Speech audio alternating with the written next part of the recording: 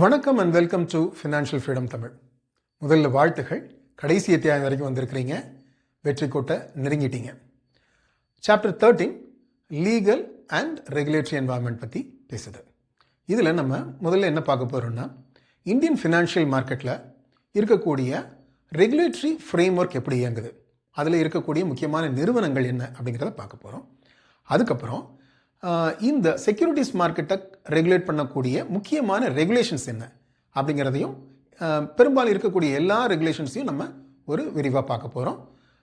இது போக இந்த சாப்டர் ரொம்ப நீளமானது, ஆனால் இதில் கண்டிப்பாக ஒரு 10 கேள்விகளுக்கான மார்க் இருக்குது.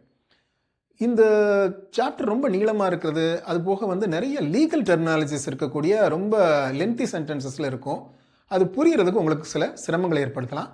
ஆனாலும் இந்த சாப்டரை நீங்கள் அவ்வளவு எளிதாக எடுத்துக்காதீங்க, இக்னோர் பண்ணிடாதீங்க. ஏன்னா இதில் மார்க்கில் எடுக்கிறது ரொம்ப சுலபம். இதை நீங்கள் வரிக்கு வரி புரிஞ்சுக்கலனாலும் பரவாயில்ல, ஒரு ப்ராடர் லெவலில் கான்செப்டாக புரிஞ்சுக்கிட்டிங்கன்னா போதும். அதாவது this is right and this is wrong அப்படிங்கிற அளவுக்கு நீங்கள் ஒரு பொதுவாக சரி தவறு அப்படிங்கிற மாதிரியான ஒரு புரிதலை வச்சுக்கிட்டிங்கன்னா கூட போதுமானது. அது நான் முடிஞ்ச வரைக்கும் எளிமையாக எக்ஸ்பிளைன் பண்ண முயற்சி பண்ணியிருக்கிறேன். இது ரொம்ப நீளமான அத்தியாயங்கிறதுனால 2 வீடியோவும் பண்ணியிருக்கு. பொறுமையாக பாருங்கள், உங்களுக்கு நிச்சயமாக பயனுள்ளதாக இருக்கும். வாங்க நோட்ஸ்குள்ளே போயிடலாம்.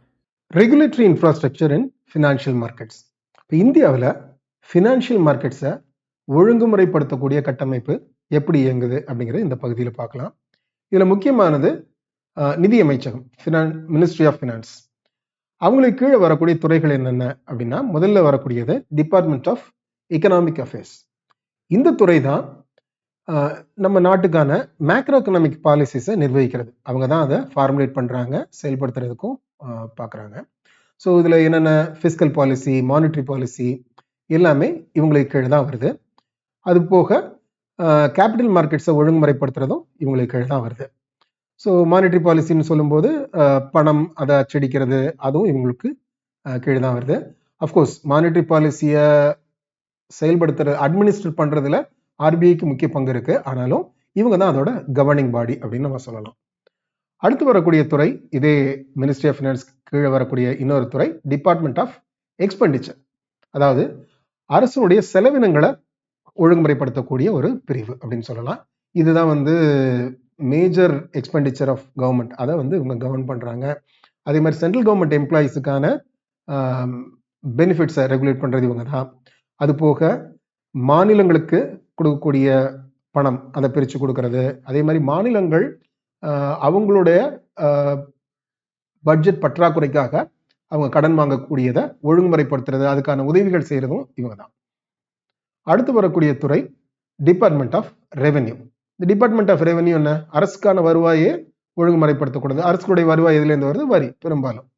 ஸோ அந்த வரி வருவாயை ஒழுங்குபடுத்தக்கூடியது தான் இந்த துறை.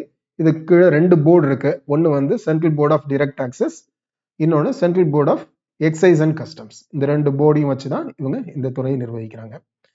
அப்புறம் முக்கியமான ஒரு துறை டிபார்ட்மெண்ட் ஆஃப் ஃபினான்ஷியல் சர்வீசஸ். இந்த ஃபினான்ஷியல் இன்ஸ்டிடியூஷன்ஸை நெறிமுறைப்படுத்துறது எல்லாமே இவங்களுக்கு கீழே வருது. பேங்க், இன்சூரன்ஸு, மற்ற ஃபினான்ஷியல் சர்வீசஸ், இது எல்லாத்தையும் ஒழுங்குபடுத்தக்கூடியது இவங்களுக்கு கீழே வருது. Department of disinvestments. அதாவது இப்போ நிறைய அரசு நிறுவனங்கள்ல ஒரு பகுதியோ முழுமையாவோ தனியார் மயமாக்குறாங்க. அது ஒரு அரசுக்கான ஒரு நிதி ஆதாரமாக இருக்க முடியும். அது இந்த துறையின் கீழே வரக்கூடியது. சரி, இப்போ இன்னொரு அரசு அமைச்சகம் அப்படிங்கிறது மினிஸ்ட்ரி ஆஃப் கார்பரேட் அஃபேர்ஸ். நம்ம ஏற்கனவே பார்த்தோம், கம்பெனி ஆக்ட்ஸ் அப்படிங்கிறது தான் இந்தியாவில் எல்லா நிறுவனங்களையும் நெறிமுறைப்படுத்துது அப்படின்னு சொல்றோம். அந்த ஆக்டை நிர்வகிக்கிறது இந்த அமைச்சகம் தான். ஸோ இப்போ இவங்களுக்கு கீழே ஒரு பாடி இருக்குது, அது ரெஜிஸ்டர் ஆஃப் கம்பெனிஸ். அந்த அத்தாரிட்டி தான் அது மூலமாக தான் இந்த கம்பெனி ஆக்ட்ஸ் இவங்க நிர்வகிக்கிறாங்க. இது கம்பெனி ஆக்ட்ஸ் மட்டும் இல்லாமல் இந்த அமைச்சகம் தான் காம்படிஷன் ஆக்ட் 2002 அப்படிங்கிறத நிர்வகிக்கிறதும் இந்த அமைச்சகம். இந்த காம்படிஷன் ஆக்ட் 2002 எதுக்கு பதிலாக வருது அப்படின்னாக்கா, monopolies and restrictive trade practices act 1969 அதை ரீப்ளேஸ் பண்ணுறதுக்காக தான் இந்த காம்படிஷன் ஆக்ட் வருது. அதை நிர்வகிக்கிறது இவங்க தான். அது தவிர்த்து நிறைய ப்ரொஃபஷன்ஸ், சார்ட்டர்ட் அக்கௌண்டன்ட்ஸ், அவங்களோட ப்ரொஃபஷனல் பாடியான ஐசிஏஐ, அதே போல் காஸ்ட் அக்கௌண்டன்ஸோட ப்ரொஃபஷனல் பாடியான ICWAI, கம்பெனி செக்ரட்டரிஸினுடைய ப்ரொஃபஷனல் பாடியான company secretaries of India ICSI, institute of company secretaries of India, இது எல்லாத்தையும் நிர்வகிக்கிறதும் இந்த மினிஸ்ட்ரி தான். அது போக partnership act, companies donation act, இது எல்லாத்தையுமே இவங்க தான் நிர்வகிக்கிறாங்க. அது போக சொசைட்டிஸ் ரெஜிஸ்ட்ரேஷன் ஆக்ட், அதுவுமே இவங்களுக்கு கீழே தான் வருது. சரி, அடுத்த முக்கியமான ஒரு அமைப்பு அப்படிங்கிறது ரிசர்வ் பேங்க் ஆஃப் இந்தியா. நம்ம ஏற்கனவே பார்த்தோம், மானிட்டரி பாலிசியை அட்மினிஸ்டர் பண்ணுறது இவங்களுடைய முக்கியமான பணி. ஸோ ஒரு குறிப்பாக சொல்லணும்னா இவங்களோட வேலையை to regulate the issue of bank notes, keeping the reserves for the view of securing monetary stability in India and generally to operate the currency and credit system in the country to its advantage. அதாவது இந்த பணத்தை அச்சிடுறது, அதை கையாளுறது, அதை ஒழுங்குமுறைப்படுத்துறது, அதனுடைய இஷ்யூவை கையாளுறது, அது போக அதுக்கு தேவையான ரிசர்வ்களை வைக்கிறது. எதுக்காக? இந்த மானிட்டரி ஸ்டெபிலிட்டி, பணக்கொள்கைகளை ஒரு சமநிலை இருக்கிறத உறுதி செய்யறது, அதே போல இந்த கரன்சி அண்ட் கிரெடிட் சிஸ்டமை இயக்கிறது, இந்தியாவில் இருக்கக்கூடிய கரன்சி அண்ட் கிரெடிட் சிஸ்டம் இயக்கிறது, நெறிமுறைப்படுத்தி இயக்கிறதும் இவங்களுடைய பொறுப்பில் வருது. ஸோ இப்போ விரிவாக நம்ம இவங்களுடைய வெவ்வேறு பணிகளை நம்ம பார்க்கணும்னா, முதல்ல இவங்க என்ன பண்ணுறாங்க அப்படின்னா, ஒரு மானிட்டரி அத்தாரிட்டி, அதாவது இந்த பணக்கொள்கைக்கான ஒரு அத்தாரிட்டியை அவங்க என்ன பண்ணுறாங்க அப்படின்னாக்கா, மானிட்டரி பாலிசிஸை உருவாக்கணும். அதில் மினிஸ்ட்ரி ஆஃப் ஃபினான்ஸுக்கு இவங்க உறுதுணையாக இருக்கிறாங்க. அதை அட்மினிஸ்டர் பண்ணுறது இவங்களோட மிகப்பெரிய பங்கு இவங்களுடையது தான். அடுத்தது, இந்த ஃபினான்ஷியல் சிஸ்டமையே ரெகுலேட் பண்ணுறதும் சூப்பர்வைஸ் பண்ணுறதும் இவங்க தான். ஃபினான்ஷியல் சிஸ்டம் அப்படிங்கிறது எது? பேங்க்கு, ஃபினான்ஷியல் மார்க்கெட்ஸ், இதெல்லாம் சேர்ந்தது தான் ஃபினான்ஷியல் சிஸ்டம். அதை ரெகுலேட் பண்ணுறதும் அதை மேற்பார்வை பார்க்கறதும் இவங்க தான் பண்ணுறாங்க. அப்புறம் ஃபாரின் எக்ஸ்சேஞ்சு இவங்களுடைய பொறுப்பில் தான் வருது. ஸோ அந்நிய செலாவணி முழுக்க இவங்களுடைய கட்டுப்பாட்டில் வருது. அதை ஒரு சமநிலையில் வைக்க வேண்டியது, அதுக்கு தேவையான நடவடிக்கைகள் எடுக்க வேண்டியது எல்லாமே இவங்களுடையது தான். அது போக பணத்தை இஷ்யூ பண்ணுறது, மானிட்டரி பாலிசியோட பகுதியா பணம், அதாவது ரூபாய் தாள், அப்புறம் காசு, இதுகளை இஷ்யூ பண்றது, பேங்கிங் சிஸ்டம் மூலமா இஷ்யூ பண்றது, அப்புறம் புழக்கத்தில் இருக்க வேண்டாத விஷயத்த திருப்பி எடுத்து சர்க்குலேஷன்லேருந்து வெளியே எடுத்து அதை அழிக்கிறது, இது எல்லாமே இவங்களுடைய வேலை. அது போக இந்த ஃபினான்ஷியல் சிஸ்டம், இந்த ஃபினான்ஷியல் மார்க்கெட்டுக்கு தேவையான அதை வளர்த்தெடுக்கிறதுக்கான வழிகள் எல்லாத்தையும் இவங்க பார்க்கணும். பேங்கிங் ஃபங்க்ஷன்ஸ் எல்லாமே இவங்களுடைய நேரடி கட்டுப்பாட்டின் கீழே வரப்போகுது. சரி, அடுத்து வரக்கூடிய ஒரு மிகப்பெரிய ஒரு அமைப்பு அப்படிங்கிறது SEBI, securities and exchange board of India. So இது வந்து 1992 ஒரு ஆக்ட் ஆஃப் பார்லிமெண்ட் மூலமா இதை நிறுவுறாங்க. இது சொல்லணும் அப்படின்னா 1991 ஹர்ஷத் மேத்தா ஊழல் அது நடக்குது. அது நடந்ததுக்கு அப்புறம் அதை நெறிமுறைப்படுத்த வேண்டிய ஒரு தேவையை உணர்றாங்க. ஏற்கனவே இருக்கக்கூடிய சட்டங்கள் அதனுடைய போதாமைகளை உணர்றாங்க. அதுக்காக தான் இந்த செபி அப்படிங்கிறத உருவாக்குறாங்க.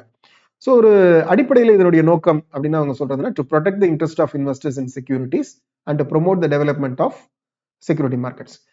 அந்த செக்யூரிட்டி மார்க்கெட்ஸை வளர்த்தெடுப்பதற்காகவும் அதில் முதலீடு செய்யக்கூடிய முதலீட்டாளர்களுடைய நலனை பாதுகாக்கிறதுக்காகவும் அப்படிங்கிறத என்னுடைய அடிப்படை நோக்கம். பொதுவாக செபியினுடைய வேலைகள் என்னென்ன அப்படின்னு பார்த்தா, protecting the interest of investors, நம்ம ஏற்கனவே பேசின மாதிரி செக்யூரிட்டிஸ்ல இன்வெஸ்ட் பண்ணக்கூடிய முதலீட்டாளர்களுடைய நலன்களை பார்க்கறது, செக்யூரிட்டி மார்க்கெட்ஸினுடைய வளர்ச்சியை ஊக்குவிக்கிறது, அதே போல செக்யூரிட்டி மார்க்கெட்ஸ்ல இயங்கக்கூடிய பங்கு சந்தைகளை முறைப்படுத்துறது, அதே போல பங்கு சந்தைகளை இயங்கக்கூடிய ஸ்டாக் புரோக்கர்ஸ், சப் புரோக்கர்ஸ், அவங்கள பதிவு செய்யறது, அவங்கள ஒழுங்குபடுத்துறது, செக்யூரிட்டி மார்க்கெட்ஸ்க்கான செல்ஃப் ரெகுலேட்டிங் ஆர்கனைசேஷன்ஸ், இது எல்லாத்தையும் இவங்களே போய் கட்டுப்படுத்திட்டு இருக்க முடியாது. ஒவ்வொரு அமைப்புக்கும், ஏன்னா இது பல அமைப்புகள் செபியின் கீழே வருது, அந்த ஒவ்வொரு அமைப்பும் அவங்களே தன்னைத்தானே நெறிமுறைப்படுத்த அமைப்புகளை உருவாக்குறது, அதுக்கு வழிகாட்டுறது, அது எல்லாமே இவங்களுடைய வேலை.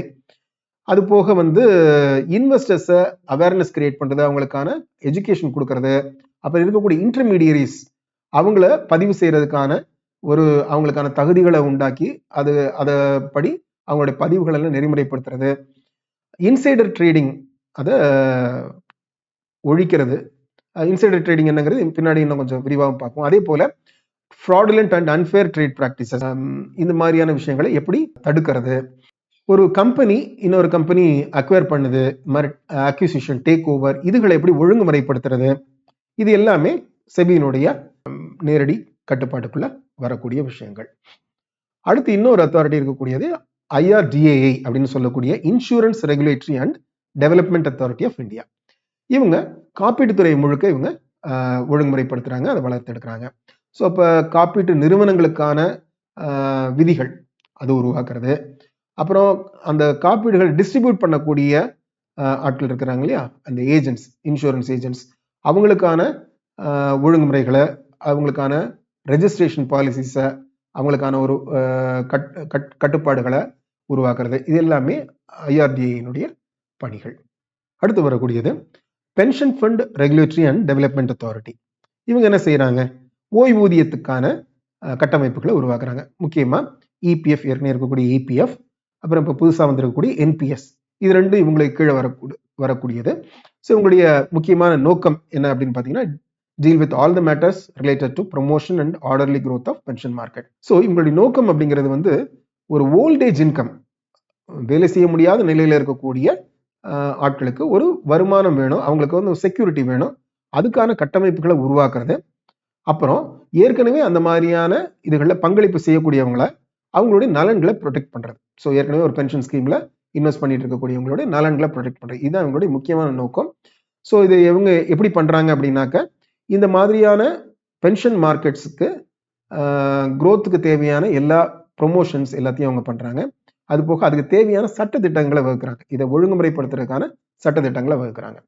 இது போக இன்னொரு regulatory authority insolvency and bankruptcy board of India, IBBI. இப்போ ஒரு நிறுவனம் கம்பெனி ஆக்டின் மூலமா உருவாக்கப்பட்டிருக்க ஒரு நிறுவனம் இந்த கைடன்ஸ்க்கெல்லாம் உட்பட்டு நடக்குது. ஏதோ ஒரு கட்டத்தில் அந்த நிறுவனம் செயல்பட முடியாத ஒரு நிலைக்கு போகுது. ஏதோ ஒரு காரணத்தினால அது ஒரு நட்டத்துக்கு தள்ளப்பட்டுருச்சு. இதுக்கு மேலேயும் அந்த நிறுவனம் நடக்க முடியாத நிலைக்கு போகுது அப்படின்னா, அந்த நிறுவனத்தை அதனுடைய லயபிலிட்டிஸை சரி பண்ணணும், அந்த லயபிலிட்டிஸை அடைக்கணும். யார் யாருக்கெல்லாம் அவங்க கடன் வாங்கியிருக்காங்களோ அதை கொடுக்கணும். அது போக மிச்சம் இருக்கக்கூடியதை பங்குதாரர்களுக்கு பிரித்து கொடுக்கணும். அப்போ இதுக்கான மிச்சம் இருக்கக்கூடிய ஆதாரங்கள் என்ன இருக்கு, அசெட்ஸ் என்ன இருக்கு, அதை ப்ரொபோர்ஷனேட்டா அவங்க பண்ணணும். இதை வந்து அந்த இன்சால்வன்சி ஆஃபீஸர் கட்டுப்படுத்தி அதை மேற்பார்வை பார்த்து இதை முடிச்சு கொடுக்கறது அப்படிங்கிறது இதுக்கான அமைப்பு தான் insolvency and bankruptcy board of India. சரி, இப்போ நம்ம ஏற்கனவே இருக்கக்கூடிய அந்த ரெகுலேட்டரி பாடிஸ் பார்த்தோம். அந்த ரெகுலேட்டரி பாடிஸ் என்னென்ன அப்படிங்கிறத பார்த்தோம். அவங்க என்னென்ன மாதிரியான சட்டங்கள் மூலமா இந்த கட்டுப்பாடுகளை செயல்படுத்த போறாங்க. அப்ப இருக்கக்கூடிய ரெகுலேஷன்ஸ் என்ன அப்படிங்கிறத பார்க்கணும். முக்கியமான ரெகுலேஷன்ஸ் என்ன, அதாவது ஆக்ட் ஆஃப் பார்லிமெண்ட்ஸ் என்ன அப்படின்னா, செக்யூரிட்டிஸ் கான்ட்ராக்ட் ரெகுலேஷன் ஆக்ட் 1956. நம்ம ஏற்கனவே பார்த்தோம், முதல் 2வது சாப்டர்னு நினைக்கிறேன். இந்த செக்யூரிட்டிஸ் அப்படிங்கிறதுக்கான டெஃபினிஷனே இந்த ஆக்ட்ல இருந்து தான் வருது. இப்போ ஆனா இன்றைய தேதிக்கு இது வந்து பெரும்பாலும் பார்த்தீங்க அப்படின்னா, பின்னால் அமைக்கப்பட்ட 1992 அமைக்கப்பட்ட செபி ஃபங்க்ஷன் ஆகிறதுக்கு தேவையான நேரடியாகவோ மறைமுகமாகவோ அதனுடைய கண்ட்ரோல்களை வழங்குறது எல்லாமே இந்த ஆக்ட் தான். அந்த செபியினுடைய அதிகாரங்களை வழங்குறது இந்த ஆக்ட் தான் கொடுக்குது. ஸோ எந்தெந்த விஷயங்கள்லாம் இந்த ஆக்டின் கீழே வருது அப்படின்னா, ஒரு ஸ்டாக் எக்ஸ்சேஞ்சுக்கான அறிந்திருப்பு, அந்த ரெக்கக்னிஷனை கொடுக்கறது இந்த ஆக்ட் தான். அது போல இந்த ஸ்டாக் எக்ஸ்சேஞ்சில் இருந்து அரசுக்கான வருமானம், அந்த அரசுக்குரிய பங்கை எடுத்து கொடுக்க வேண்டியது, அதுக்கான அதிகாரத்தை கொடுக்கறது இந்த ஆக்ட் தான். செபிக்கு ஸ்டாக் எக்ஸ்சேஞ்சஸ்க்கான பைலாஸை உருவாக்குறதுக்கான அதிகாரத்தை இந்த ஆக்ட் தான் கொடுக்குது. ஒரு ஸ்டாக் எக்ஸ்சேஞ்சுக்கு அவங்களை தன்னைத்தானே நிர்வகிக்கக்கூடிய ஒரு கவர்னிங் பாடி இருக்கு. ஆனா அதை தாண்டி உச்சபட்ச அதிகாரம் மத்திய அரசுக்கு இருக்கு அல்லது செபிக்கு இருக்கு. ஸோ அது அந்த அதிகாரத்தை வழங்கக்கூடியதும் இந்த ஆக்ட் தான். இப்படி எல்லா விதங்களையும் பங்கு சந்தையை, ஸ்டாக் எக்ஸ்சேஞ்சை ரெகுலேட் பண்ணக்கூடிய அதிகாரங்கள் இந்த ஆக்ட் மூலமா தான் வருது. அடுத்து நம்ம பார்க்கக்கூடிய முக்கியமான ஆக்ட் ஏற்கனவே நம்ம பார்த்த securities and exchange board of India act, அதாவது 1992 இந்த ஆக்டின் படி தான் செபி உருவாக்கப்படுது. ஸோ இந்த ஆக்ட்ல என்னென்ன விஷயங்கள்லாம் கவர் ஆகுது அப்படிங்கிறத பார்ப்போம். ஸோ இந்த ஆக்ட் செபிக்கு என்னென்ன அதிகாரங்களை வழங்குது, இல்லை என்னென்ன பொறுப்புகளை வழங்குது அப்படின்னு பார்ப்போம்.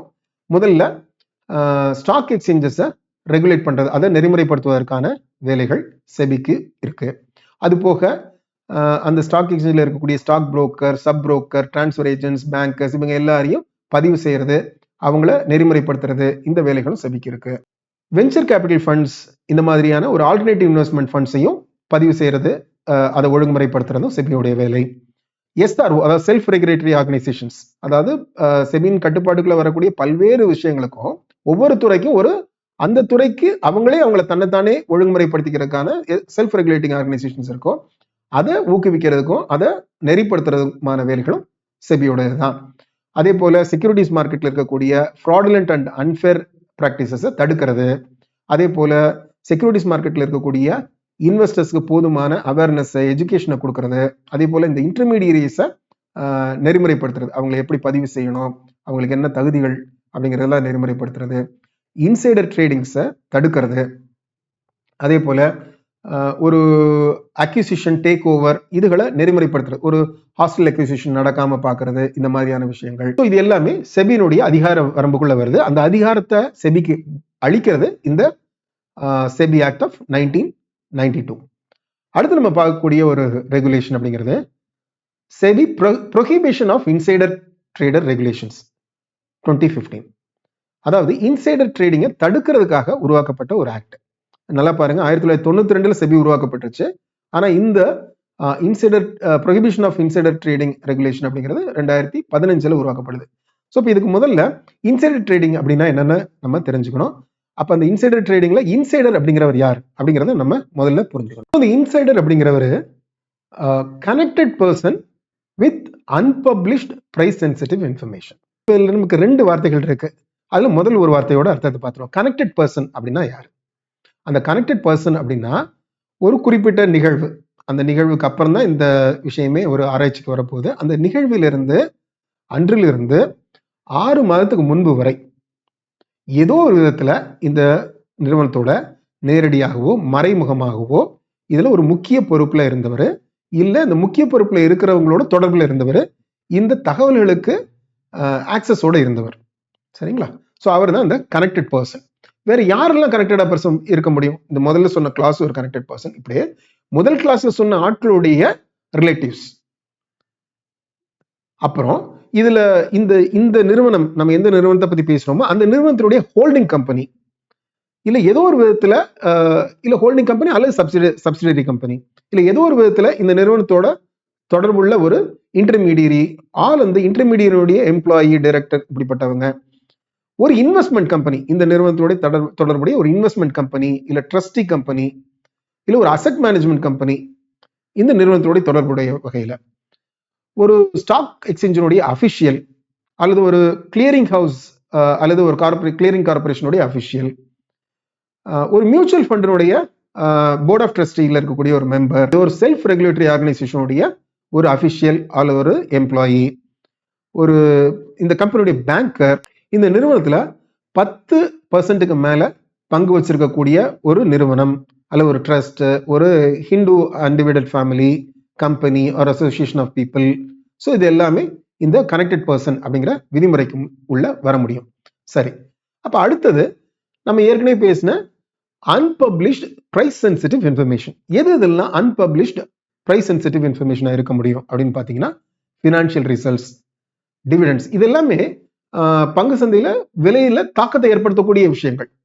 ஆனா அது பப்ளிஷ் ஆகும்போது எல்லாருக்கும் தெரியும். ஆனா அதுக்கு முன்னாடி தெரிஞ்ச ஒருத்தர் அதன் மூலமா பலன் அடைய முடியும். அது நியாயமானது இல்லை. அதுதான் என்னென்னலாம் அந்த இன்ஃபர்மேஷனா இருக்க முடியும்னா, financial results, dividends, change in capital structure, ஒரு மெர்ஜர் டிமெர்ஜர் நடக்குது, அக்யூசிஷன், இந்த மாதிரியான விஷயங்கள். அப்புறம் ஒரு ஆர்டர் வருது, கான்ட்ராக்ட் வருது, இந்த மாதிரியான விஷயங்கள். Changes in key managerial person, இப்போ ஒரு முக்கியமான பொறுப்புல இருக்கவங்க வெளியே போறாங்க, இல்ல வேற ஒருத்தர் அந்த பதவிக்கு புதுசா வர போறாரு, இல்ல இருக்கக்கூடிய ஆடிட்டர்ஸை மாத்துறாங்க, வேற ஏதாவது ஒரு ரேட்டிங்ல, கம்பெனியோடைய கிரெடிட் ரேட்டிங்ல, இந்த மாதிரியான ரேட்டிங்ஸ்ல ஏதாவது மாற்றங்கள் வருது, ஒரு இந்த கம்பெனி ஒரு நிதி திரட்டுறதுக்கான முயற்சிகள் இருக்கு, அதுல நடந்திருக்கக்கூடிய முன்னேற்றங்களோ இல்லை பின்னடைவுகளோ, வேற ஏதாவது வகையில வேற ஒரு நிறுவனத்தோடைய நடக்கக்கூடிய ஒப்பந்தங்கள், இந்த நிறுவனத்துக்குள்ள நடக்கக்கூடிய ஏதோ ஒரு ஃப்ராடு இல்லை டிஃபால்ட்டு, இல்லை இதுல இருக்கக்கூடிய முக்கியமான ஆட்கள் சம்பந்தப்பட்ட ஒரு அவங்களுடைய ஒழுங்கு அல்லது ஒழுங்கீனங்கள் தொடர்பான செய்திகள், அதுல யாராவது அரெஸ்ட் பண்ணப்பட்டிருக்காங்களா, அந்த மாதிரியான செய்திகள், அரெஸ்ட் பண்ண வாய்ப்பு இருக்கா, அந்த மாதிரியான செய்திகள். ஒருவேளை இந்த நிறுவனம் ஒரு வைண்டிங் அப் பெட்டிஷன், அதாவது நம்ம ஏற்கனவே பார்த்தீங்களா இன்சால்வென்சி, அந்த மாதிரியான ஒரு நிலைக்கு போகுதா, அப்படிப்பட்ட தகவல்கள், பேங்க்ரப்சி போகுதா, அந்த மாதிரியான தகவல்கள். இந்த நிறுவனத்தின் மேல ஏதாவது ஒரு அரசு துறை நடவடிக்கை எடுக்க போகுதா, ஏதோ ஒரு விளக்கம் கேட்டு ஒரு நோட்டீஸ் அனுப்பி இருக்கிறாங்களா, வேறு ஏதாவது முக்கியமான வழக்குகள், இந்த நிறுவனம் சந்திக்கக்கூடிய வழக்குகள், இல்லை இந்த நிறுவனம் திறந்திருக்கக்கூடிய வழக்குகள்ல இது வரக்கூடிய முக்கியமான நிலைகள், இந்த நிறுவனம் வச்சிருக்கக்கூடிய லைசன்ஸ், அதுல வந்து வரக்கூடிய மாற்றங்கள், இல்லை இவங்களுக்கு புதுசா ஏதோ ஒரு லைசன்ஸ், இவங்க ஏற்கனவே முயற்சி செஞ்சக்கூடிய லைசன்ஸ் வரப்போகுது, இல்லை இவங்களுக்கு ஏற்கனவே இருக்கக்கூடிய லைசன்ஸ் கேன்சல் ஆகுது, அந்த மாதிரியான விஷயங்கள், இவங்க ஏற்கனவே கொடுத்துருக்க ஒரு கேரண்டி இல்லை இண்டெம்னிட்டி ஷூரிட்டி, அதில் ஏதாவது ரிவோக் பண்ண போறாங்களா, அந்த மாதிரியான நிலைகள், இது எல்லாமே அன்பப்ளிஷ்ட் பிரைஸ் சென்சிட்டிவ் இன்ஃபர்மேஷனாக இருக்க முடியும். ஸோ இப்போ பொதுவான விதி என்ன அப்படின்னாக்கா, இதை எப்படி மேனேஜ் பண்றது? Unpublished price sensitive information UPSI அப்படிங்கிறத எப்படி கவர்ன் பண்ணணும்? இதுக்கு ஒரு கமிட்டி அவங்கள்ட்ட இருக்கணும். இதை வந்து மேனேஜ் பண்றதுக்கு ஒரு கம்ப்ளைண்ட்ஸ் கமிட்டி இருக்கணும். அவங்க இதை க்ளோஸரா மானிட்டர் பண்ணணும். இதுல எதுவும் இந்த தகவல்கள் வெளியே போயிடாத அளவுக்கு அவங்க பார்க்கணும். ஸோ இப்போ இதுக்கு வந்து ஒரு பொதுவான சில விதிமுறைகள் இருக்கு. அதை அவங்க ஃபாலோ பண்ணணும். டெக்னிக் இவங்க சொல்றது சைனீஸ் வால் அப்படிங்கிறது. எந்த ஒரு ஆர்கனைசேஷனுமே எல்லாருக்கும் எல்லா தகவலும் தெரிஞ்சிருக்கணும் அப்படிங்கிறது தேவையில்லை, அது ஆபத்தும் கூட. ஸோ ஒரு நீட் டு நோ பேசிஸ், இவருக்கு இந்த வேலையை அவர் திறம்பட செய்யறதுக்கு அந்த தகவல் தேவைன்னா அந்த தகவல் மட்டும்தான் அவருக்கு தெரிவிக்கப்படணும். அந்த நீட் டு நோ பேசிஸ்ல தான் அந்த ஒவ்வொருத்துக்கும் அந்த தகவல் தெரியணும். அப்படி தேவையில்லாதவங்களுக்கு அந்த தகவல் தெரியக்கூடாது அப்படிங்கிறதான். இதை பண்றதுக்கு இது ஒரு டெக்னிக் வந்து சைனீஸ் வால் அப்படிங்கிற ஒண்ணு. அதாவது எந்த ஒரு நிறுவனத்திலையும் ஒரு உள்வட்டம், அந்த கோர் அப்படிங்கிறது, அது முக்கியமான டாப் லெவல் அஃபிஷியல்ஸ் எல்லாம் இருக்கக்கூடிய ஒரு கோர். அவங்கள்ட்ட தான் முக்கியமான இந்த இன்ஃபர்மேஷன்ஸ் அவங்கள்ட்ட தான் இருக்கும். அந்த முடிவுகள், அதுக்கான ஆக்சஸ் அவங்கள்ட்ட தான் இருக்கும். அப்போ அதை தவிர்த்து இருக்கக்கூடிய வெளிவட்டம், கம்பெனியோட எக்ஸிக்யூட்டிவ் லெவலில் இருக்கக்கூடிய ஆப்ரேஷன் லெவலில் இருக்கக்கூடிய அஃபிஷியல்ஸ், அவங்க ஒரு வெளிவட்டம். அப்படின்னாக்கா இந்த உள்வட்டத்துக்கும் வெளிவட்டத்துக்கும் நடுவில் ஒரு சைனீஸ் வால், அதாவது உள்ளே இருந்து தகவல் எதுவும் வெளியே வராத அளவுக்கான ஒரு அமைப்பு அவங்க உருவாக்கி வச்சிருக்கணும். அதுதான் வந்து இதை தடுக்கிறதுக்கான ஒரு வழி அப்படின்னு சொல்றாங்க. அடுத்து நம்ம பார்க்கக்கூடிய ஒரு ஆக்ட் அப்படிங்கிறது செபியினுடைய prohibition of fraudulent and unfair trade practices related to securities market regulation. அந்த ஆக்ட் 2003ல பண்ணப்பட்ட ஒரு ஆக்ட். இப்போ இதுல இதெல்லாம் ஃப்ராட், இதெல்லாம் fraudulent ஆக்ட் அப்படிங்கிற முதல்ல ஒரு பட்டியல் கொடுக்குறாங்க. ஸோ இதெல்லாம் fraudulent ஆக்டிவிட்டியா இருக்க முடியும்னா, இந்த செக்யூரிட்டி மார்க்கெட் தொடர்பான விஷயங்கள்ல ஒரு மெட்டீரியல் ஃபேக்டை மறைக்கிறது, இல்லை தவறாக சொல்றது, உண்மைக்கு மாறான ஒரு தகவலை சொல்றது, அது ஒண்ணு.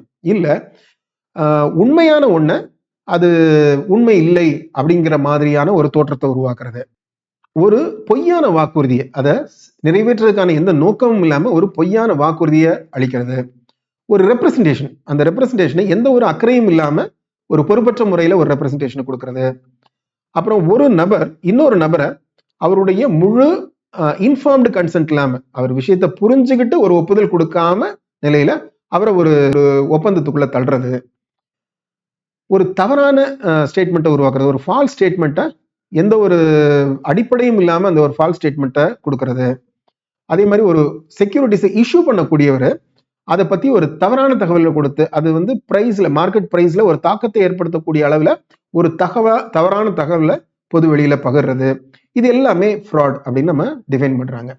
ஸோ இதுல என்னென்ன விஷயங்களை இந்த ஆக்ட் வந்து ப்ரொஹிபிட் பண்ணுது, எந்தெந்த விஷயங்களை இந்த ஆக்ட் தடுக்குது அப்படின்னு பார்த்தோம் அப்படின்னாக்கா, buying and selling or issuance of செக்யூரிட்டிஸ்ல என்னென்ன விஷயங்கள்லாம் தடுக்கப்பட்டிருக்கு அப்படின்னா, எந்த ஒரு செக்யூரிட்டியும் ஒரு ஃப்ராடுலண்ட் வேலை வாங்கவோ விற்கவோ கூடாது அப்படிங்கிற ஒரு செக்யூரிட்டி வாங்குறது விற்கிறதுல எந்த முறைகேடுகளையும் இது தடுக்குது.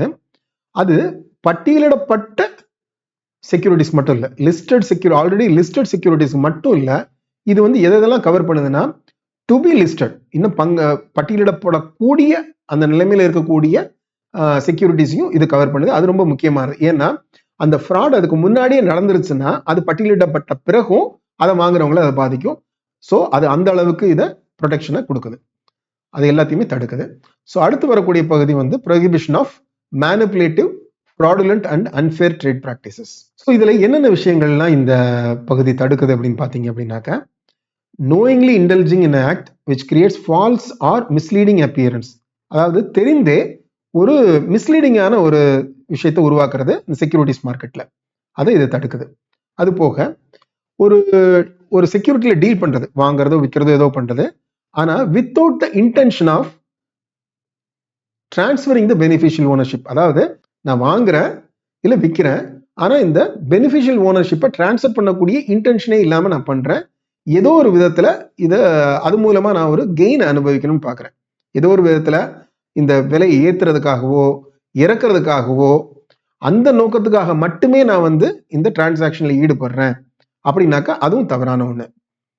ஒரு பங்கு சந்தையில் பட்டியலிடப்படக்கூடிய ஒரு செக்யூரிட்டிஸ்க்கு அந்த சப்ஸ்கிரிப்ஷனை அதிகப்படுத்துறதுக்காக ஏதோ ஒரு விதத்தில் அவங்களுக்கு வந்து முன்கூட்டி வேறு ஏதாவது ஒரு அவங்களுக்கு பணமோ எதுவோ கொடுத்து அவங்கள சப்ஸ்கிரைப் பண்ண சொல்லி தூண்டுறது, இதெல்லாம் ஒரு முறைகேடான உண்டு. ஸோ யாரையும் முறைகேடாக டைரக்டாவோ இன்டைரக்டாவோ பணம் கொடுத்து அந்த செக்யூரிட்டியினுடைய விலையை ஏற்றுறதுக்காகவோ இறக்குறதுக்காகவோ ஒருத்தரை தூண்டுறது, அதுவும் தவறான ஒன்று. ஒரு பெஞ்ச்மார்க் பிரைஸ், ஒரு இண்டெக்ஸ்னு வச்சுப்போமே, அதனுடைய மதிப்பை இன்ஃப்ளூயன்ஸ் பண்றதுக்காக, அதனுடைய மதிப்பை மேனிப்புலேட் பண்றதுக்கான வேலைகள் ஏதாவது செய்யறது, ஒரு உண்மைக்கு தெரிந்தே உண்மைக்கு மாறான தகவல்கள், அதாவது எந்த தகவல்கள் இந்த பங்கு சந்தையை பாதிக்க முடியுமோ, அதாவது செக்யூரிட்டிஸ் நேரடியாக செக்யூரிட்டி சம்பந்தப்பட்டதோ இல்லை ஒரு financial result, financial statement, merger அக்யூஷன், இது போல எந்த ஒரு பிரைஸ் சென்சிட்டிவ் இன்ஃபர்மேஷனோ தெரிந்தே அது உண்மைக்கு மாறான தகவல்களை பப்ளிஷ் பண்றது, அதன் மூலமா இதுல தாக்கத்தை ஏற்படுத்துறது, இது எல்லாமே தவறான ஒன்று. ஒரு போலியான ஒரு செக்யூரிட்டி, ஸோ இது வந்து இப்போ டிமேட் ஃபார்மேட்ல இது ஒரு குறைவு, பட் மெட்டீரியல் ஃபார்மேட்ல இருக்கக்கூடிய ஒரு செக்யூரிட்டி அப்படின்னா அது போலியான ஒன்றா இருக்கலாம், இல்லை திருடப்பட்ட ஒன்றா இருக்கலாம், இல்லை ஃப்ராடுலண்ட்லி இஷ்யூடா இருக்கலாம். ஸோ இது எந்த வகையா இருந்தாலும் அதை வாங்குவதோ விற்பதோ அடமானம் விற்பதோ இது மிக தவறான ஒன்று. ஆனால் இதுல ஒரு சின்ன ஒரு விதிவிலக்கு இருக்கு. ஒருவேளை போலியான இல்லை திருடப்பட்ட ஒன்றை ஒருத்தர் வாங்கவோ விற்கவோ அடைமானம் வைக்கவோ செய்யறாரு அப்படின்னா அது ஒருவேளை அவரே ஏற்கனவே ஏமாற்றப்பட்டவரா இருந்தால், அதாவது இந்த ஸ்டோலன், கவுண்டர்ஃபைட் ஆர் ஃப்ராடுலண்ட்லி இஷ்யூட் செக்யூரிட்டியை அவர் ஏற்கனவே சந்தையில வாங்கியிருக்கிறார், மார்க்கெட்ல ட்ரேட் ஆகின இப்போ ஒரு போனஃபைடு டிரான்சாக்ஷன் மூலமா, ஒரு நேர்மையான ஒரு டிரான்சாக்ஷன் மூலமா வாங்கியிருக்கிறாருன்னா அப்ப இவர் மேல தப்பு இல்லை, இவர்கிட்ட வித்தவர் மேல உள்ள தப்பு. ஸோ அந்த சமயத்துல இவர் மேல வழக்கோ பழியோ இவர் மேல வரப்போறது இல்லை. ஸோ தெரிந்து கொண்டே ஒரு தவறான தகவல்களை பரப்புறது, பிசிக்கலாவோ இல்லை டிஜிட்டல் மீடியம்லயோ ஒரு தவறான தகவலை பரப்புறது. அதே போல ஒரு மார்க்கெட் பார்ட்டிசிபென்ட்னா ஒரு புரோக்கர்னு வச்சுப்போமே, அவரோட கிளையண்ட்டுக்கு சார்பாக தான் அவர் டிரான்சாக்ஷன் செய்யணும், அந்த கிளையண்டோட இன்ஸ்ட்ரக்ஷன் அவரோட ஒப்புதல் பேர்ல தான் செய்யணும். அப்படி இல்லாம கிளையண்ட்டுக்கே தெரியாம அவருடைய பணத்தை வச்சு ஒரு டிரான்சாக்ஷன் செய்யறது. அதே மாதிரி சர்க்குலர் டிரான்சாக்ஷன்ஸ், ஒரு வாங்குறாரு விற்கிறாரு, அது ஒரு 2-3 பேருக்குள்ளேயே தொடர்ந்து அதுக்குள்ள ஒரு பரிமாற்றங்கள் நிறைய நடக்கிற மாதிரி ஒரு ஆர்டிபிஷியலா ஒன்று உருவாக்கி அதன் மூலமா அந்த செக்யூரிட்டியுடைய விலையை ஏற்றுறதுக்கோ இறட்டுறதுக்கோ முயற்சி பண்றது. ஒரு மார்க்கெட் பார்ட்டிசிபென்ட் ஒரு தேவையற்ற வகையில ஒரு ஃப்ராடுலண்டா வந்து வேற ஒருத்தவங்களை தூண்டுறது, ஒரு டிரான்சாக்ஷனுக்கு தூண்டுறது, அது மூலமா இவருக்கு வந்து புரோக்கரேஜ் கமிஷன் வரும், அது மூலமா தனக்கு வருமானம் வரும் அப்படிங்கிறதுக்காக பண்ணக்கூடியது.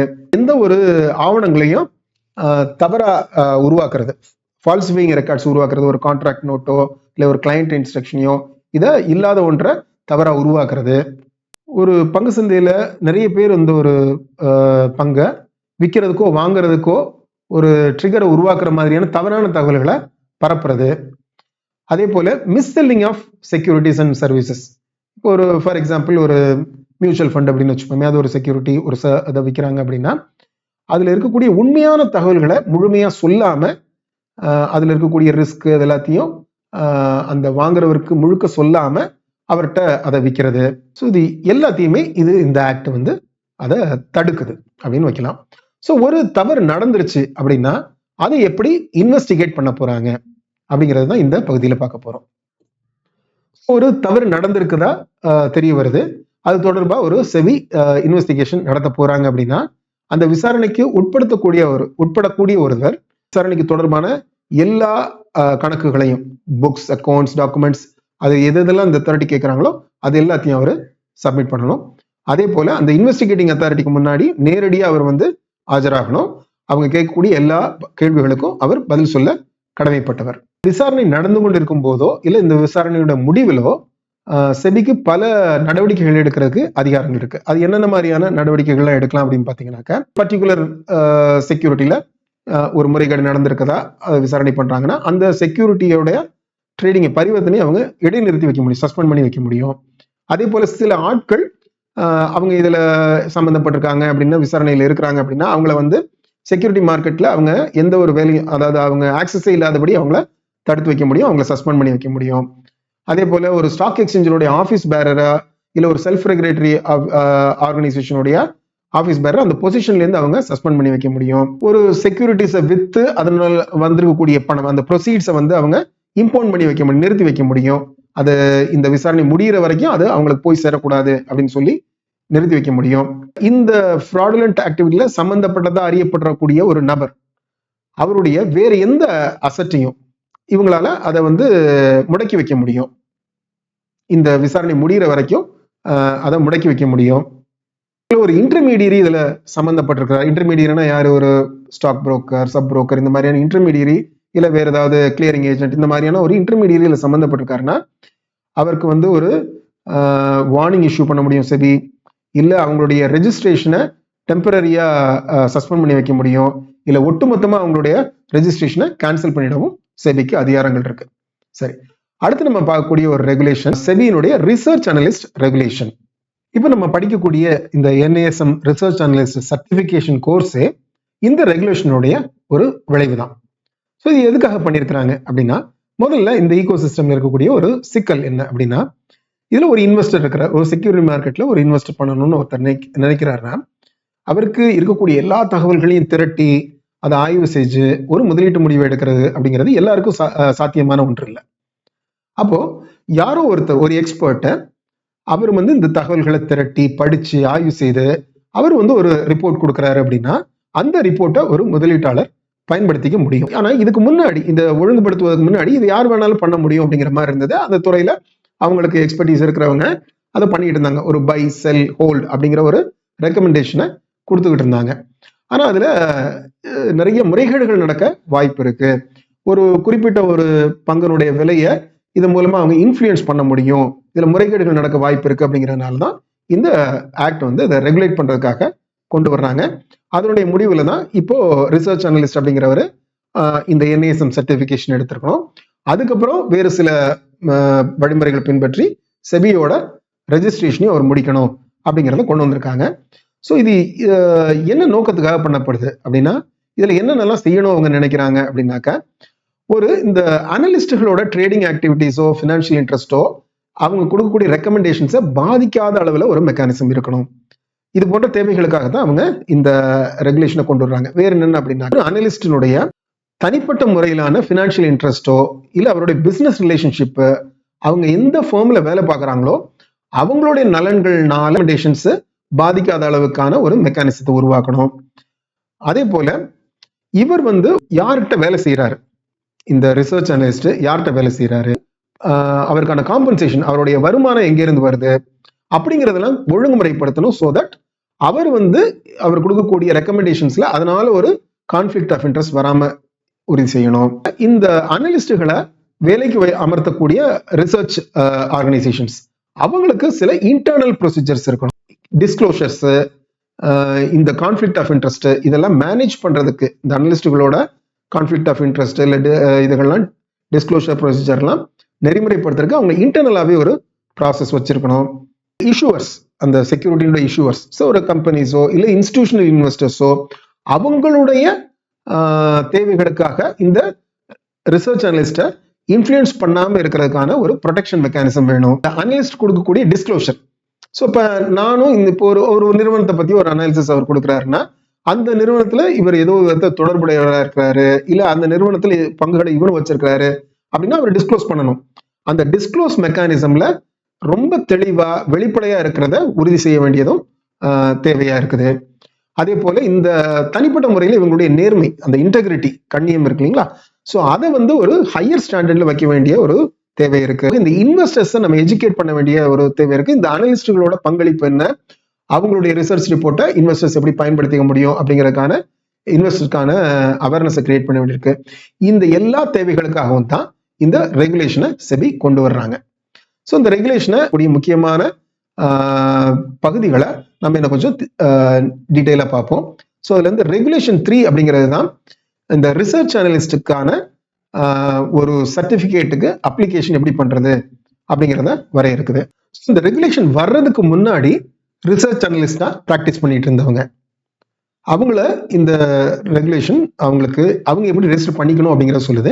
ஏற்கனவே அப்படி ரிசர்ச் அனலிஸ்டா ப்ராக்டிஸ் பண்ணிட்டு இருந்தவங்க இன்னொரு 6 மாசம் வரைக்கும், அதாவது இந்த ஆக்ட் வந்ததுலேருந்து ஒரு 6 மாசம் வரைக்கும் அவங்க கண்டினியூ பண்ணலாம். ஆனா அந்த 6 மாசத்துக்குள்ள அவங்க இதுல பதிவு பண்ணிக்கணும் அப்படின்னு சொல்லுது. ஸோ அது போல ஏற்கனவே இன்வெஸ்ட்மெண்ட் அட்வைசரா இருக்கிறவங்க, credit rating agency, asset management company, அதுல ஒரு ஃபண்ட் மேனேஜரா இருக்கவங்க, அவங்களுக்கு வந்து இந்த ரெகுலேஷன் 3க்கு கீழே அவங்க பதிவு செய்யணுங்கிற தேவையில்லை. அவங்க ஏற்கனவே அந்த சாப்டர் 3க்கு உள்ள ரெகுலேஷன்ஸ்க்கு அவங்க கம்ப்ளைண்ட் ஆயிருந்தாங்கன்னா அவங்களுக்கு இந்த ரெகுலேஷன் 3க்கு கீழே அவங்க பதிவு செய்ய தேவையில்லை. அது போலவே ஒரு principal officer or person associated with research services or partner of research analyst, இந்த மாதிரியான நிலையில் இருக்கக்கூடியவங்க அவங்க இந்த ரெகுலேஷன் 3க்கு கீழே வர மாட்டாங்க. அந்த ரெகுலேஷன் 7 அப்படிங்கிறது கீழே அவங்க வருவாங்க. அது போக ரெகுலேஷன் 4, அந்த ரெகுலேஷன் 4 என்ன பண்ணுது அப்படின்னா, ஒரு இந்தியாவுக்கு வெளியே இருக்கக்கூடிய ஒருத்தர் எப்படி ஒரு ரிசர்ச் ரிப்போர்ட்டை பப்ளிஷ் பண்ண முடியும் அப்படின்னு விளக்குது.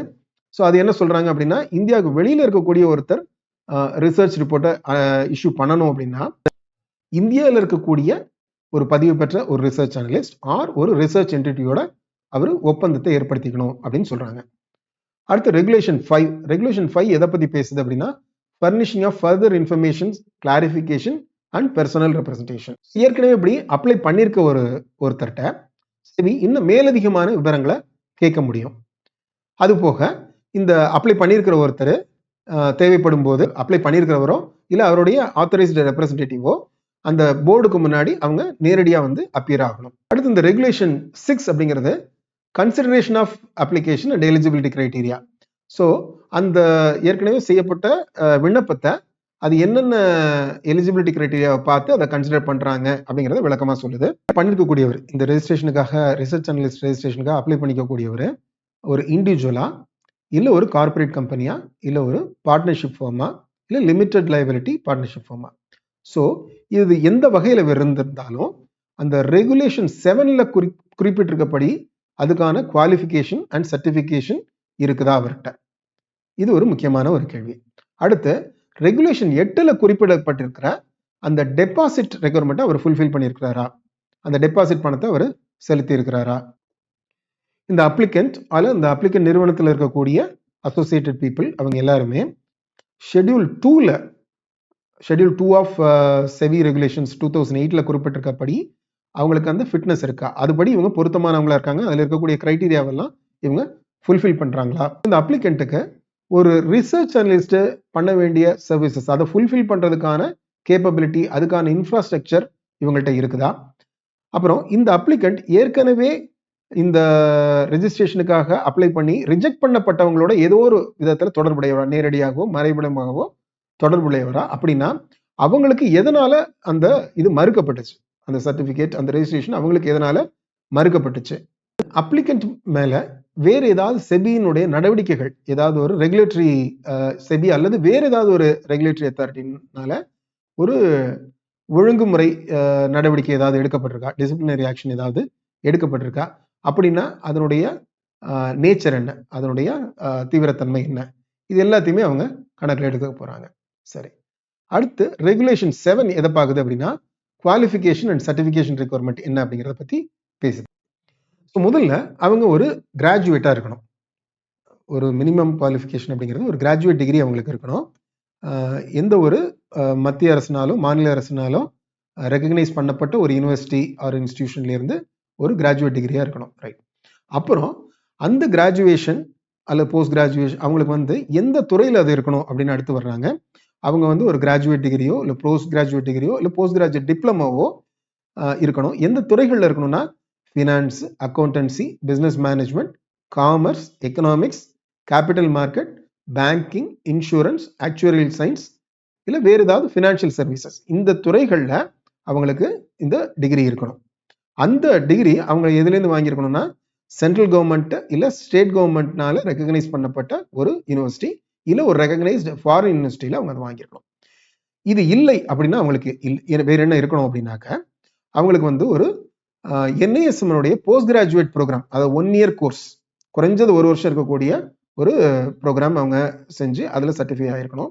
இல்லைன்னா சிஎஃப்ஏ சார்ட்டரில் அவங்க சிஎஃப்ஏ இன்ஸ்டியூட்டில் அவங்க ஒரு ப்ரொஃபஷனல் குவாலிஃபிகேஷனை அப்டைன் பண்ணியிருக்கணும். இது அவங்களுடைய குவாலிஃபிகேஷன், ரிக்வயர்டு குவாலிஃபிகேஷன். இது போக இப்போ நம்ம படிக்கக்கூடிய இந்த என்ஐஎஸ்எம் சர்டிஃபிகேஷனும் அவங்கள்ட்ட இருக்கணும். அடுத்து ரெகுலேஷன் 8 வந்து இந்த டெபாசிட் பற்றி பேசுது. ரிசர்ச் அனலிஸ்டா ரெஜிஸ்டர் பண்ணக்கூடியவர் ஒரு டெபாசிட் பே பண்ண வேண்டியிருக்கும் செபிக்கு. அதை பற்றி இந்த கிளாஸ் சொல்லுது. இந்த டெபாசிட் அவர் வந்து ஒரு ஷெட்யூல்டு பேங்க்ல வச்சிருந்து அதுலேருந்து ஒரு லியன் உருவாக்கி அவர் கொடுக்கணும். ஸோ அது வந்து இவங்களை ஒரு பாதுகாப்புக்கான ஒரு நடவடிக்கைன்னு வச்சுக்கலாம். இதை வந்து ரெகுலேஷன் 14ல அந்த மற்ற ரெகுலேஷன்ஸ் கொடுக்குறாங்க. அந்த ரிசர்ச் அனலிஸ்டுக்கான ரெகுலேஷன்ஸ் என்ன அப்படிங்கிறத கொடுக்குறாங்க. அதில் ஏதாவது ஒன்று இவர் மீறும் போது இவர் மூலம் ஒரு விசாரணையும் நடவடிக்கையும் வரும். அப்போ அதில் ஒரு ஃபினான்ஷியல் இம்ப்ளிகேஷன் இருக்குது அப்படின்னா அதை இதுலேருந்து எடுத்துக்கிறதுக்காக ஒரு சேஃப்டிக்கான ஒரு வழிமுறை தான் இந்த டெபாசிட். ரெகுலேஷன் 9 வந்து grant of certificate of registration பற்றி பேசுது. இந்த ரெஜிஸ்ட்ரேஷனுக்கான சர்டிஃபிகேட்டை எப்படி இஷ்யூ பண்ணுறாங்க அப்படிங்கிறத பற்றி பேசுது. ஸோ இந்த அப்ளிகண்ட் ரெகுலேஷன் 6ல இருக்கக்கூடிய எல்லா ரெக்குயர்மெண்ட்ஸையும் ஃபுல்ஃபில் பண்ணுறாரு. அதே மாதிரி ஷெட்யூல் 2ல சொல்லியிருக்கக்கூடிய அந்த ரெஜிஸ்ட்ரேஷன் ஃபீயும் பே பண்ணியிருக்காரு அப்படின்னா போர்டு வந்து அவருக்கு சர்டிஃபிகேட் ஆஃப் ரெஜிஸ்ட்ரேஷனை வழங்கலாம். ஒரு இன்வெஸ்ட்மெண்ட் அட்வைசராக ரெஜிஸ்டர் பண்ணக்கூடிய ஒரு இண்டிவிஜுவலோ ஒரு பார்ட்னர்ஷிப் ஃபார்மோ அவருக்கு இந்த ரிசர்ச் அனலிஸ்ட் ரெஜிஸ்ட்ரேஷனையும் சேர்த்து கொடுக்க முடியும். இந்த ரெகுலேஷன் 13 படி இந்த சர்டிஃபிகேட் ஆஃப் ரெஜிஸ்ட்ரேஷன் கொடுத்திருந்தாலும் அதனுடைய இது எல்லாமே வந்து சப்ஜெக்ட் டு கண்டிஷன்ஸ். செபி அப்பப்போ கொடுக்கக்கூடிய ரூல்ஸ், அது கொடுக்கக்கூடிய டைம் டு டைம் அவங்க கொடுக்கக்கூடிய கண்டிஷன்ஸ், அதுக்கு எல்லாமே இது கட்டுப்பட்டது. இப்படி இந்த ரெகுலேஷன் 9 படி வழங்கப்பட்ட ஒரு certificate it is valid until it is suspended. அவங்க வந்து ஒரு சஸ்பெண்டட் பண்றதுக்கோ இல்லை கேன்சல் பண்றதோ வரைக்கும் அது வேலிட் தான். அதே போல ரெகுலேஷன் 11 அப்படிங்கிறது வந்து ரெனியூவல் ஆஃப் சர்டிஃபிகேஷன் பற்றி பேசுது. இது அதாவது இந்த 2016ல இந்த ஒரு அமெண்ட்மெண்ட் வருது, ரிசர்ச் அனலிஸ்டுக்கான ஒரு அமெண்ட்மெண்ட் வருது. அதுக்கு முன்னாடி பதிவு செஞ்சிருக்கக்கூடியவங்க அவங்க அதை சர்டிஃபிகேட்டை ரினியூ மட்டும் பண்ணிக்கணும். அதுதான் ரெகுலேஷன் 11ல பேசக்கூடிய renewal of certificate. So regulation 12 எதை பற்றி பேசுது அப்படின்னாக்கா ரெஜிஸ்ட்ரேஷன் ஒருவேளை இப்போ நம்ம ஏற்கனவே அப்ளை பண்ணியிருக்கவருக்கு ரெஜிஸ்ட்ரேஷன் மறுக்கப்பட்டுருச்சு அப்படின்னா அதுக்கப்புறம் அவருடைய ப்ரொசீஜர் என்ன அப்படிங்கிறத பற்றி. இப்போ ரெகுலேஷன் 3 படி ஒருத்தர் அப்ளை பண்ணியிருக்கிறாரு. ஆனால் அந்த போர்டு வந்து இல்லை அவருக்கு வந்து நம்ம இந்த சர்டிஃபிகேட்டை கொடுக்கத்தக்கதில்லை அப்படின்னு கருதி அதை அப்ளிகேஷனை நிராகரிச்சிட்டாங்க அப்படின்னா அவர் அதை முறையீடு பண்ணுறதுக்கு வழிகள் இருக்கு. அவருடைய தரப்பு, அந்த அப்ளிகண்டோட தரப்பு விளக்கங்களை கேட்ட பிறகு அவங்க நிராகரிக்கும் வழி இருக்கு. அப்படி நிராகரிக்கிறாங்க அப்படின்னாக்கா ஒரு 30 நாளுக்குள்ள அந்த அப்ளிகண்ட்டுக்கு அந்த தகவல் சொல்லப்பட்டுரும். அதை கிளியரா அவங்க கம்யூனிகேட் பண்ணுவாங்க. வித்தின் 30 டேஸ் அந்த டிசிஷன் எடுத்ததுலேருந்து 30 நாளுக்குள்ள அவங்க அதை கம்யூனிகேட் பண்ணுவாங்க. அப்படி ஒரு தகவல் சொல்லப்பட்டுட்டா, அதாவது இந்த அப்ளிகேஷன் நிராகரிக்கப்பட்டுட்டா அவர் அதுக்கு மேல அந்த ரிசர்ச் அனலிஸ்டா அந்த வேலையை செய்யக்கூடாது. சரி, அடுத்து நம்ம பார்க்கக்கூடிய ஒரு act insolvency and bankruptcy code, IBC அப்படின்னு சொல்லக்கூடியது. இது வந்து 2016ல உருவாக்கப்பட்ட ஒரு கோட். இதற்கு முன்னாடி இன்சால்வன்சி தொடர்பா என்னென்ன ரூல்ஸ் இருந்ததோ, என்னென்ன லா இருந்ததோ அது எல்லாத்தையும் ஒன்னா திரட்டுது. கம்பெனிஸ், பார்ட்னர்ஷிப் ஃபார்ம், இண்டிவிஜுவல்ஸ், இதுக்கு எதிராக இருக்கக்கூடிய இன்சால்வன்சி ப்ரொசீடிங்ஸ் எல்லாத்தையும் ஒன்னா ஒரு இடத்துல திரட்டி உருவாக்கப்பட்ட கோட் தான் இது insolvency and bankruptcy code. So இப்போ இதன்படி என்ன அப்படின்னா அந்த நிறுவனத்துக்கு இல்லை தனிநபருக்கு 1 கோடிக்கு மேல கடன் கொடுத்திருக்கக்கூடிய ஒருத்தர், தப்பா கொடுத்திருக்கிறாங்க, 1 கோடி, அது 1 கோடிக்கு மேல கடன் கொடுத்திருக்கக்கூடிய ஒருவர் அவர் மேல ஒரு இந்த இன்சால்வன்சி ப்ரொசீடிங்கை இனிஷியேட் பண்ண முடியும். இந்த ஃபினான்ஷியல் கிரெடிட்டர் அப்படின்னா யாருன்னா ஒரு வட்டிக்கு கடன் கொடுத்துருக்கக்கூடியவர்னு வச்சுக்கலாமே, அதாவது interest on the amount outstanding வசூலிக்கக்கூடியவர். இது வந்து யார் கிடையாது அப்படின்னா ஆப்ரேஷனல் கிரெடிட்டர் கிடையாது. அதாவது இப்போ நான் வந்து ஒரு சப்ளையர், நான் வந்து அந்த நிறுவனத்துக்கு கடன் கொடுத்துருக்கேன், பொருள் கொடுத்துருக்கேன், அதுக்கு நான் என்ன பணம் வாங்கிக்கலாம்னா அது கிரெடிட் கொடுத்துருக்கேன் இல்லையா, அவர் கிடையாது. ஃபினான்ஷியல் கிரெடிட்டர், அதாவது ஒரு இன்ட்ரெஸ்ட்டுக்காக இந்த பணத்தை கொடுத்துருக்கக்கூடியவர். அப்படிப்பட்ட ஒருத்தர் 1 கோடிக்கு மேல அவருக்கு நிலுவை இருந்தது, இவங்க என்ன கொடுக்கல அப்படின்னா அவர் இந்த இன்சால்வன்சி ப்ரொசீடிங்கை இனிஷியேட் பண்ண முடியும். அப்படி இன்சால்வன்சி ப்ரொசீடிங்கை இனிஷியேட் பண்ணி அந்த அத்தாரிட்டி, அட்ஜுகேட்டிங் அத்தாரிட்டி, அவர் வந்து இது உண்மை, இவங்க வந்து பணத்தை கொடுக்காம டிஃபால்ட் பண்ணது உண்மைன்னு ஒத்துக்கிட்டாரு, அதை கண்டுபிடிச்சிட்டாரு அப்படின்னா அவர் வந்து ஒரு இன்டரிம் ரெசல்யூஷன் ப்ரொஃபஷனல், ஐஆர்பி அப்படிங்கிற ஒருத்தரை இதுக்கு பொறுப்பா அப்பாயிண்ட் பண்ணுவார். அவர் உடனடியாக என்ன பண்ணுவாருன்னா இந்த கம்பெனியுடைய நிர்வாகம் அவருடைய கைக்கு எடுத்துக்குவார். ஸோ இப்போ இந்த ஐஆர்பி அப்படிங்கிறவர் என்ன பண்ணுவார் அப்படின்னா இந்த யார் யாரெல்லாம் இதுக்கு பணம் கொடுத்துருக்குறாங்க கிரெடிட்டர்ஸ், அவங்கள ஒரு கமிட்டியாக உருவாக்குவார். அவங்கள வச்சுக்கிட்டு என்னென்னலாம் இந்த நிறுவனத்தோட அவுட்ஸ்டாண்டிங் லைபிலிட்டிஸ் இருக்குது அப்படிங்கிறத எடுத்துக்கிட்டு அந்த இன்சால்வன்சி ப்ரொசீடிங்ஸை அவர் முன்னெடுத்து கொண்டு போவார். ஸோ அது மூலமாக இந்த கம்பெனியில் இருக்கக்கூடிய அசட்ஸ் எல்லாம் லிக்விடேட் பண்ணி முதல்ல இந்த ஃபினான்ஷியல் கிரெடிட்டார்ஸ்க்கு செட்டில் பண்ணுவாங்க. அது போக மிச்சம் இருக்கக்கூடியதை ஆப்ரேஷனல் கிரெடிட்டார்ஸ் எல்லாம் போக அந்த கம்பெனியினுடைய பங்குதாரர்களுக்கு எதுவும் மிஞ்சி இருந்ததுன்னா போகும். இல்லை நிறைய பேர் இருக்கிறாங்கன்னா அது ப்ரொபோஷனேட்டாக போகும். இந்த ப்ராசஸ் எல்லாத்தையுமே 180 நாட்குள்ள முடிக்கணும் அப்படின்னு சொல்லி ஐபிசி ஒரு கைடன்ஸ் கொடுக்குது.